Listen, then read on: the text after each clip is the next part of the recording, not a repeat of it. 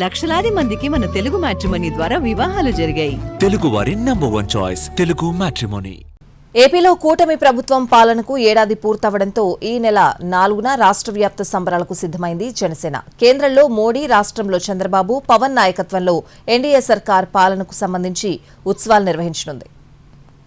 2024లో ఏపీలో కూటమి సర్కారు అధికారంలోకి వచ్చింది. ఏడాదిగా ఇచ్చిన హామీలను అమలు చేసే దిశగా అడుగులేస్తోంది ప్రభుత్వం. ఏడాది పాలనకు సంబంధించి ఉత్సవాలు నిర్వహించాలని జనసేనాని పిలుపుతో తగినట్లుగా కార్యకర్తలు, నాయకులు సిద్దమయ్యారు.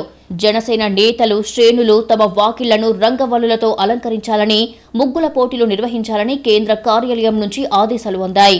దీంతో పాటు సాయంత్రం దీపావళి తరహాలో బాణాసంచా కాల్చాలని సూచించారు. ఈ వేడుకలన్నిటినీ సోషల్ మీడియాలో పోస్టుల రూపంలో ప్రదర్శించాలని పార్టీ కోరుతోంది. ఈ సందర్భంగా డిజిటల్ క్యాంపెయిన్ కి కూడా జనసేన శ్రేణులు సిద్దమవుతున్నాయి. గత ప్రభుత్వం మిగిల్చిన ఇబ్బందులు, ఆర్థిక కష్టాలను అధిగమించి తమ ప్రభుత్వం ప్రజారంజక పాలన అందిస్తోందంటున్నారు జనసేన నేతలు. ఏడాది పాలనకు గుర్తుగా ఈ ప్రజా పండుగ పేరుతో ఉత్సవాలు నిర్వహించనున్నట్లుగా వెల్లడించారు.